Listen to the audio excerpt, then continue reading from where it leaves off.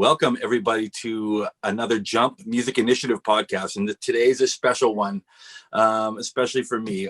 We have with us today Ray Angry, aka Mr. Goldfinger. I can tell you a little bit about him before we dive into some questions.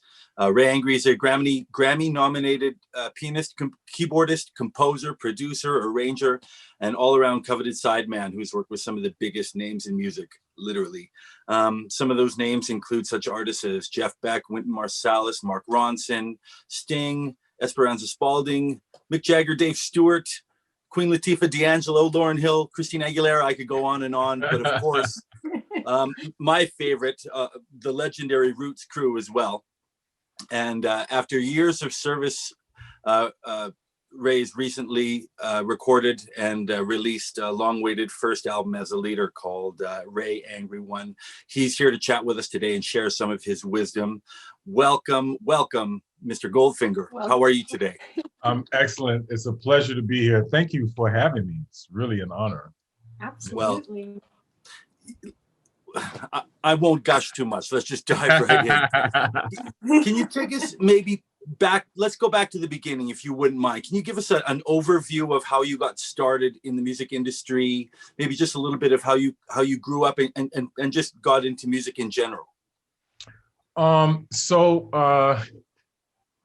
basically how I got into music is my father, I used to mess around on piano at church. You know, all the kids would gather around the piano after church religiously every Sunday.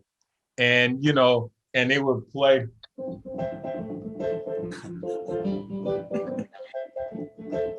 And that's literally. That's the first song I ever learned from watching kids playing piano. And then my father saw me. He was like, "Oh my God, what are you doing?" And he saw me as a pianist. He was like, "You're going to take piano lessons," and he made me take piano lessons. I loved art. Like I used to draw when I was a kid. I used to draw all the time. Like I love art so much.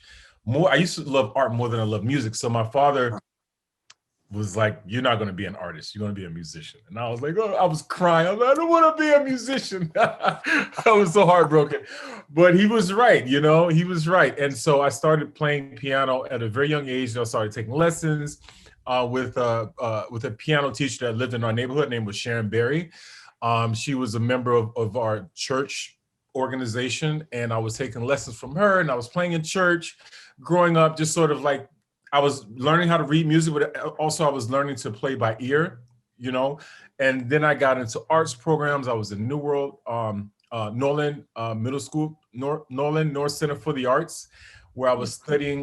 That's where I really started taking piano lessons and really started, you know, learning Bach and learning how to read. And I actually played French horn in the band, and I played baritone. And also sang in the choir there was a local group that was sort of like a Broadway kind of group. So I was singing and dancing in that group. And then I went to New World School of the Arts where I studied classical music and that's when it really took off for me. And then I went to Howard University where I studied classical music as well as jazz piano.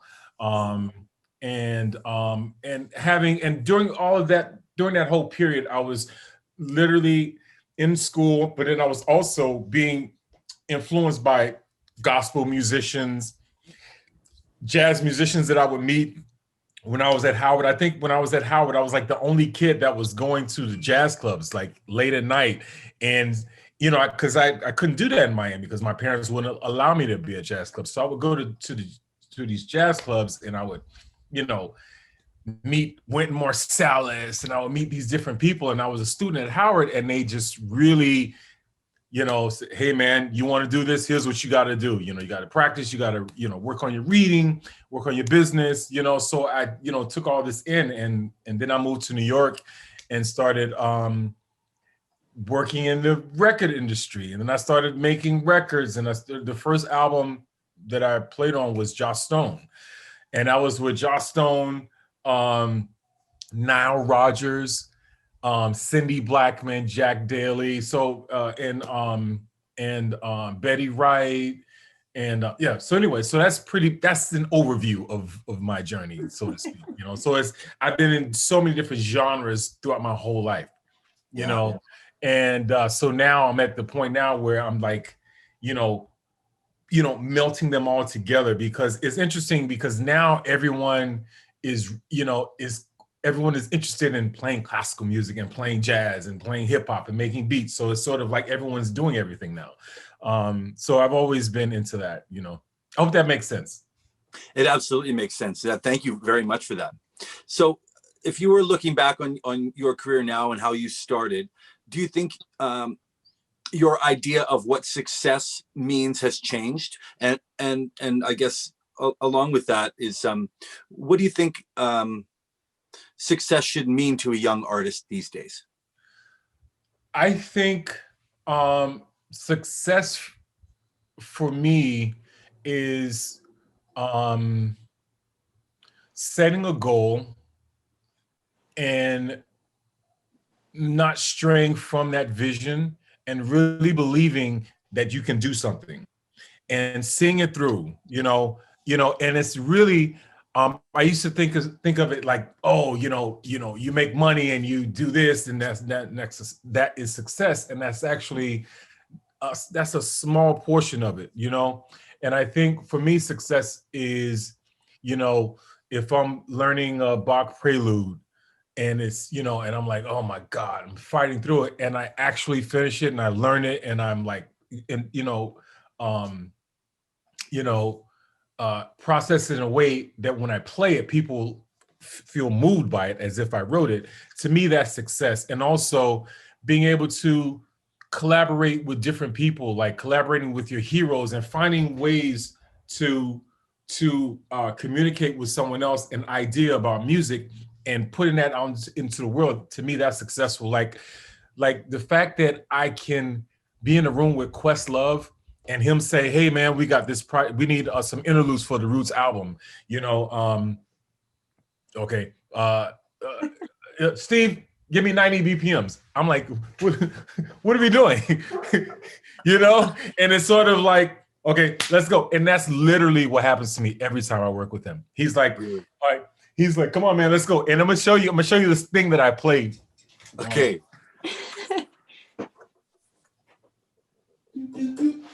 Can you sing? Can you hear this? Yeah. Yes. So he's like, hey man, yeah, so we need interludes for the Roots album. Let's and he literally picked the tempo and was like, let's go. And I didn't know what the fuck I was gonna play. And this is, I'm not lying to you, this came to me like just like that. And I played it and I was like, is that cool? He's like, yeah. Wow.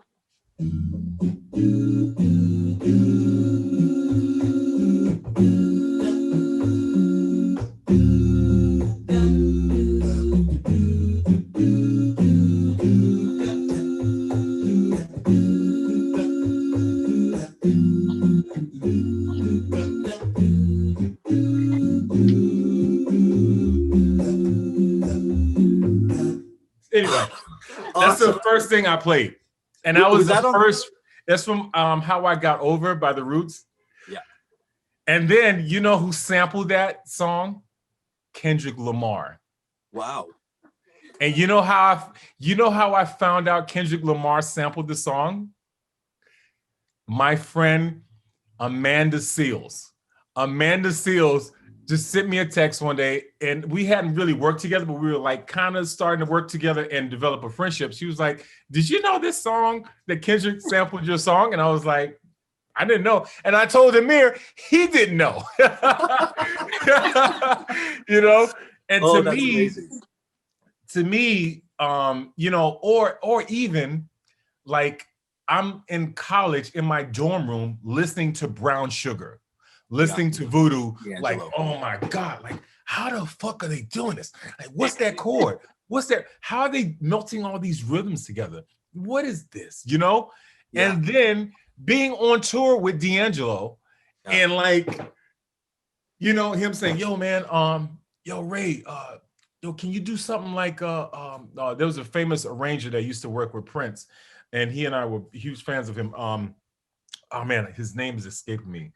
Oh man, his name is escaping me. Anyway, so he's like, yeah, man, I need you to do some string arrangements like this for the show. And I did it. And then the next day, the guy passed away.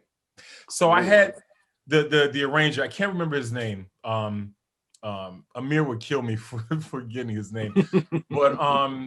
But you know, so these golden nuggets, or like, you know, being on tour, being on stage with Common at the Hollywood Bowl, to me, that's a level of success that I didn't believe that was attainable, but I kept going and I didn't give up on the dream of wanting to be a musician and wanting to be on stage. So for me, success is not giving into failure.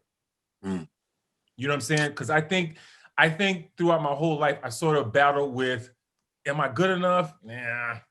But then I would keep practicing, I would keep trying, I would keep going, you know? And so, so I would encourage young people to have a dream, be extremely disciplined, because you know, like even now, like I wake up at 7 a.m. and I work out, and you know, and I do my meditation, and then I practice for a couple hours, and I post some videos on Instagram of me practicing, and you know, and it's just really about building on an idea.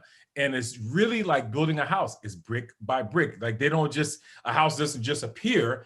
There's a lot of work that goes into it. You build the foundation being, if you're a musician, you know all your scales, you know, and arpeggios, or you know your music theory, or if you're a beat maker, you know, you've read the manual inside and out for whatever machine you're working on. You know, if you're working at Ableton, you know the manual inside out, in and out. And it's really about dedication and commitment to an idea. So that's success to me. You know, like Steve Jobs, he had the idea, okay, I love all these different things, but how can I put all of these things together? Okay, let me make a device. You got the iPhone. Now we can Zoom call, we can like have emails, we can be on the phone. Someone can be in China and say, hey man, you just send the files. Oh man, I forgot. Let me send it to you right now. Or you can like, you know, people can have sessions, video sessions, you know, and this is all because Steve Jobs had an idea. Or, you know, or the guy from Marvel, Stan Lee, who you know, who tells this amazing story about how Spider-Man was, you know, it was like the publisher was like, this is garbage. People like, you know what I mean? He killed his idea and he put it to the side, but then he revisited the idea and was like, you know what, this is actually a good idea. And now Spider-Man is a big thing. Do you know what I mean? So ideas are important, you know, and sticking with them is you know, a sign of success when you don't give in to failure. How can you fight self-doubt when it comes to your ideas? So like, you know, how do you know, how do you know if it's like, how do you fight the self-doubt that whether or not this is a good idea or a bad idea before you are able to follow through with all that stuff? I have the perfect answer. Be careful who you share your ideas with. Oh. Think about it. You know, like when I was a kid, you know, I mean, I don't put anyone out there, but when I was a kid, you know, like you would go, like I was trying to learn how to play piano. I didn't really, and I was especially playing in church. I didn't know like all the gospel chords. I was reading music. You know what I mean? Because there's a disconnect between, you know, playing by ear, which is great training playing in the church, and reading music. Because a lot of times, you know, if you tell a classical musician, or you take the music away and you're like, okay, play something and, you know, let's just improvise. And they're like, where's the music? You know, but whereas a church musician, they'll say, okay, cool. You know, a lot of times people are singing, you don't know what key they're in. You got to like, you know, so I had those moments where, you know, I was like, you know, trying to find, what is she singing, you know, whatever. And some people would say, man, get him off the piano. You know what I mean? Or whatever. Now it's a different story. But be careful about who you share your ideas with, because there's so many dream killers. You know what I mean? Especially people that are afraid for you to try something that they were afraid of. So I think that's the main ingredient to not giving into self-doubt is to like really, you have to, if you have an idea, you have to really sit with it and really groom it and develop it. And then people come in your life that'll say, hey, have you thought about doing this? And you're like, oh, actually, I'm doing it right now. And then they'll give you they'll give you like a nugget to add on to your idea. So I do think that that when you, like, energy is all around us, but we can't see it. So words have power. We can't see the power of our words, but we can feel the power of our words. So when we emit language into the universe, such as like, I want to be a great athlete, I want to be this, I want to do that, the universe is listening. You know what I mean? And so then when you say that, then the universe will put people in your path to help you get there. So that's been my experience, because I've had some really great mentors like Mulgrew Miller. Like, I remember one time he was telling me, oh man, you need to work on your sound on the piano. And I was like, really? He's like, you should have a piano. I was like, okay. Anyway, now I understand. Now that I have a Steinway, I understand what he meant by that, So there are often people that'll help you keep your vision or help you develop your ideas. That was the perfect answer. You're right. You were right. Awesome. And Ray, you talked a little bit about how different genres influence you or have been part of your career: classical music, hip hop, jazz, and you really incorporate all these elements into your own playing. So what would you say is important to take away from all these different genres, and how do they interact, and why is it maybe important to invest time in each of them? That's an awesome question. So I have the perfect answer for that. And I've always, when I was in college, I've always felt this. Music is a universal language. So if you think about Michael Jackson and the effect that he had on the world, there will be people in India, in China, in Japan, in Southeast Asia, and in Northern Europe, that didn't speak a lick of English, but they knew all his words. So my takeaway from that is that there's power in music. And so when I'm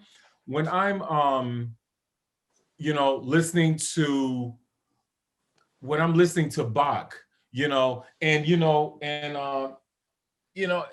I just see how it's just music and it's just melodies and it's just, you know what I mean? Like, it's just rhythm and melodies, and people can take things in based on what resonates with them. So for me, I want to create music that resonates with the whole world, so that, I can do a record with someone in Africa, and then I can also do a record with someone in Paris, and I can do a record with someone in Brazil, and just sort of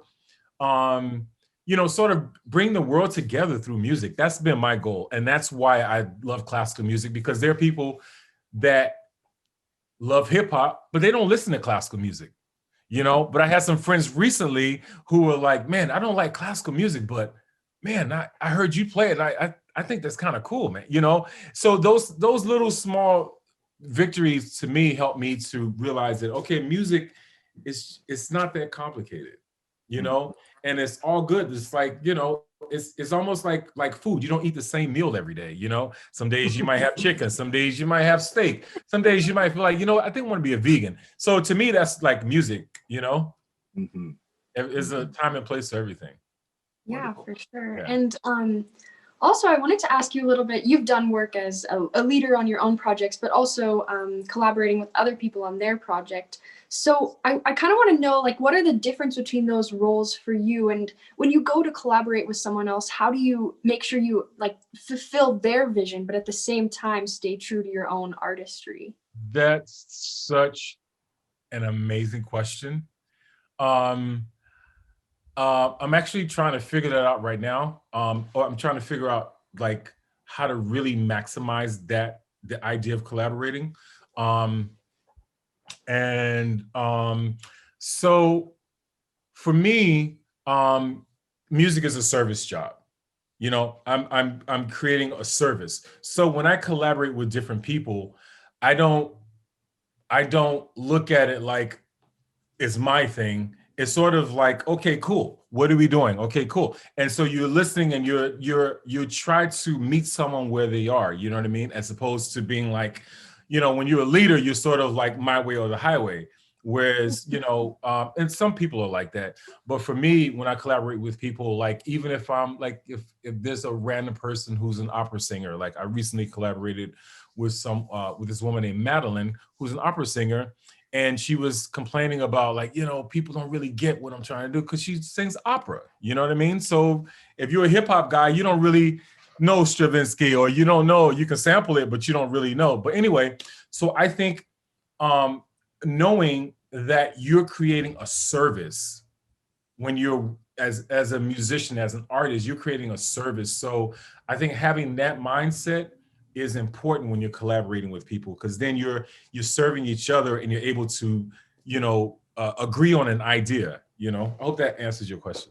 Yeah, for sure. Ray, I read somewhere when I was doing some research that the late manager of the Roots was a big mentor to you and helped instill some of the principles about being a professional musician, creating your brand, and then being true to yourself.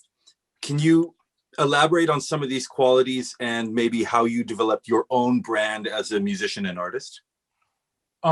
So I'm actually, it's funny you mentioned Richard, his name is Richard Nichols. Man, there's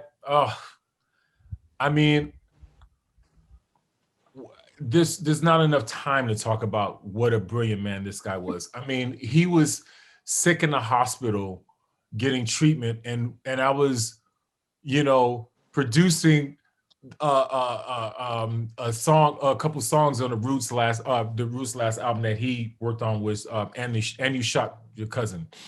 And we're in the studio and he's in the hospital and he's like, talking to us, and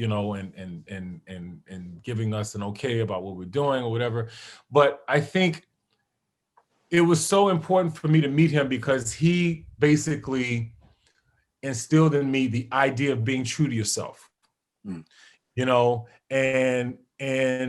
slow and steady is the road, and sometimes, sometimes you may not have immediate success, but if you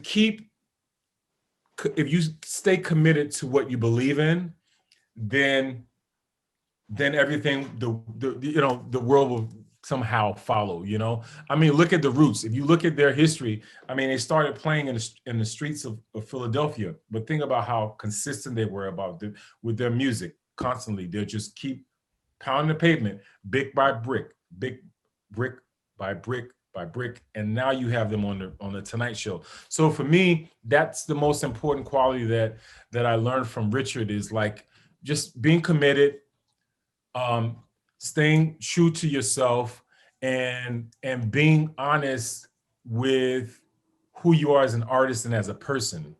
You know what I mean?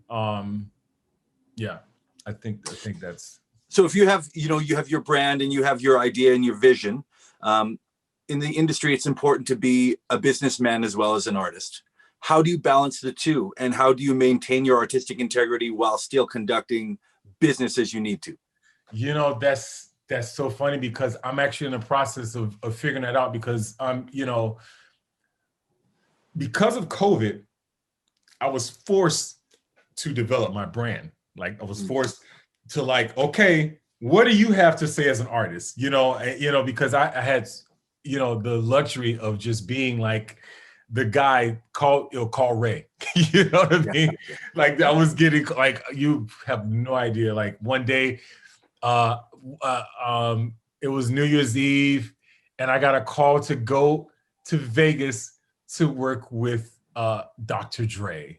And it was literally like, can you get on a plane in 5 hours? Like, you know what I mean? It's like that luxury.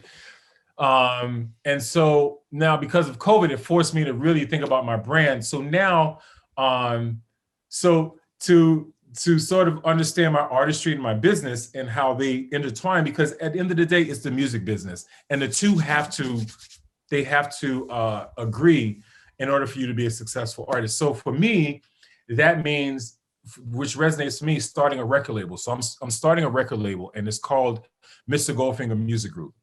Mm. And so the idea behind the label is to create wealth, transparency, and I had another cool point that I was going to make about my record label, but I can't remember it. But anyway, I just want artists to feel good about deals and business. You know what I'm saying? Because, you know, a lot of times when you're dealing with record labels, there's like so many little lines that you don't see. And then all of a sudden you realize, oh, I don't have my publishing. Oh, I don't have this. So there's so many things that artists go through just because they don't know. Or they sign a deal because they don't have any money and someone's offering them $50,000. You know what I mean? So I think creating a brand that is of service to the world and to artists, and having artists pool their resources together so that everybody is good. Can you imagine if, you know, you had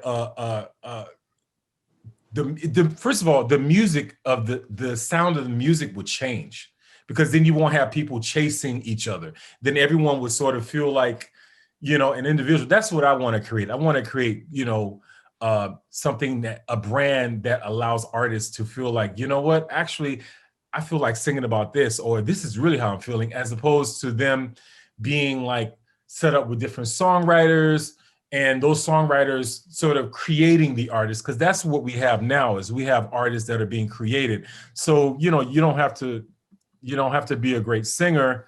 You can, like, you know, they can put your voice through auto-tune. They can pitch correct your voice. So then when you see the person live, it's like, man, they sound different from the record. You know what I mean? And I think, so for me, it's creating a record label that would allow artists to be themselves, you know, as well as producers and musicians, you know. Mm-hmm. Let me follow up with a question, I guess, that would be relevant to starting a label, especially in today's climate. How do you think people will create, consume, and distribute the arts moving forward from COVID, specifically in music? Where's it going to go? How is it going to go down? You know, that's a very good question, and I'm trying to figure that out. But I think because we're forced to stream, and we're forced to, like, have these dialogues, and everything is right here.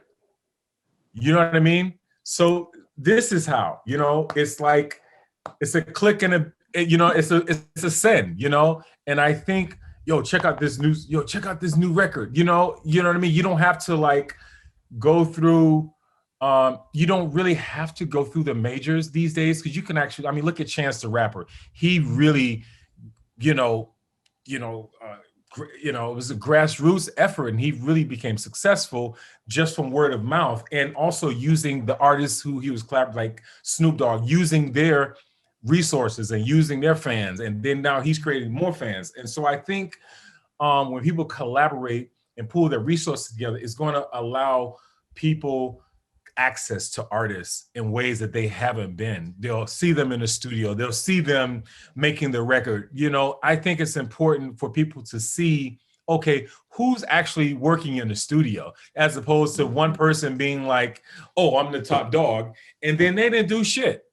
Mm-hmm. That's been happening in the music industry for years. And you know what I mean? It's like you have these people who are great hustlers, but they know the business inside out, and creators, most of the time, they don't want to deal with business. You know, they're like, it's a dirty word, you know. And I want to I think taking the smudge off the word business is a great thing. But I think streaming is probably going to be the way.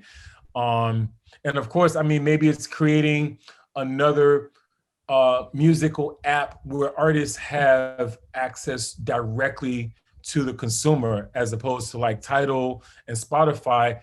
They've, monopolized that, they've monopolized it. And so they don't really pay the artists, you know what I mean? And it's like they have a direct link with the label.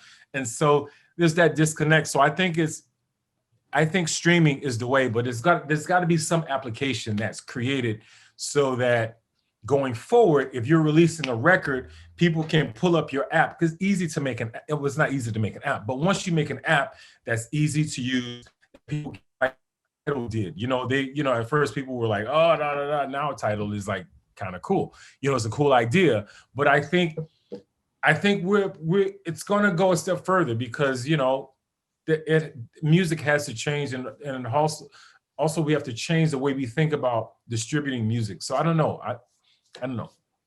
Yeah, it's a tough time to figure. It's like trying to predict the future, right? So yeah.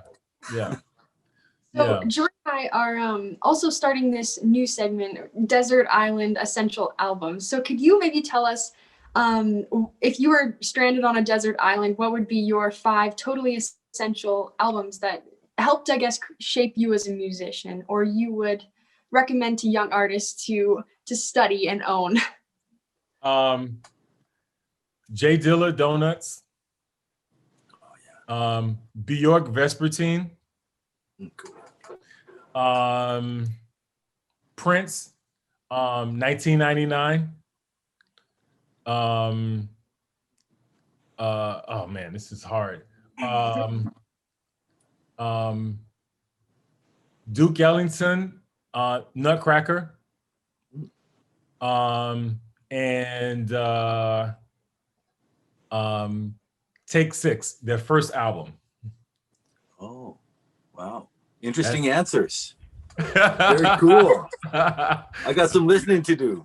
Yeah. Awesome. Yeah, Maddie, sure. I want to just interrupt for a second while. Sorry, did you say, was one of those albums Bjork album? Yeah. And I was listening to some of your stuff, and you do a kind of a play on All Is Full of Love. Yeah. What do you like about Bjork? What do people need to know about her music that's important? I think she's a goddess. I love to me she's the ultimate creator. She doesn't give a fuck, you know what I mean? Like, she creates in the moment and she deals with whatever's around her. She makes music with whatever she can get her hands on. You know what I mean? Like, if you listen to her first album, it sounded like she was listening to a lot of jazz. And then she got into electronic music, and then it was sounding sort of industrial and all these noises, you know what I mean? But with a melodic line over all of that mechanical noise. And so I love the way she sings melodies. I just think it sounds like a violin or a flute. I just love the sound of her voice. But also her production, the fact that she's very creative and she's not afraid to take chances. You know what I mean? Even with her outfits, she'll wear some crazy shit, but it goes with the idea behind the music. So I feel that she embodies what it is to be a creative, which that's the main reason why I like her, because she's creative, she's brave. Like, when you think about Miles Davis, he was really the same way, even though he was going through a lot of shit throughout his whole life, you know what I mean? But musically, he would do stuff that would, people would like, even critics would be like, oh, this is, when he did the Cool era, it's like, they didn't like it, you know what I mean? But now we look back, it's like, oh man, this guy was a genius. So a lot of times being creative, people don't really get you. But then as time goes by, you're a genius. And then they're like, oh my God, this guy's a genius, especially when Miles got into the whole electronic thing, then people were like, critics were really giving him a hard time. But at the end of the day, he stuck to his vision, which is from when we first started, like, being what is success, having a vision and sticking with it, and not giving up on it is a sign of success. So that's why I love Bjork. Hope I answered your question. Definitely. Yeah. Totally. Thank you so much, Ray. Some absolutely amazing advice. And usually to end off our sessions, we ask our guests there was already so much great advice. But if there was one thing, I guess, you could impart on or leave with the next generation of young musicians, what would you say to them? I would say to the next generation of creatives, I would say live unapologetically. Fight for what you believe in. Be the best version of yourself. Health is wealth. I think that's extremely important, especially your mental health. And And actually, and the one thing I think that needs to be said, don't sweat the small stuff. You know what I mean? Don't Well sweat. said. Yeah. Absolutely. Don't sweat the small stuff.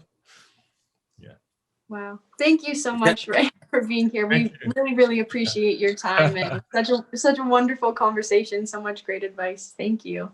Thank you for having me. It's been an absolute pleasure. Ray Angry, Mr. Goldfinger. Thank you very, very much. Thank you so much. It was wonderful. Thank you. All Thank right. you. Have a great day. Please come back to and join us again one day. Anytime. Anytime. Okay. All right. Take care. Thank So you. amazing. All right.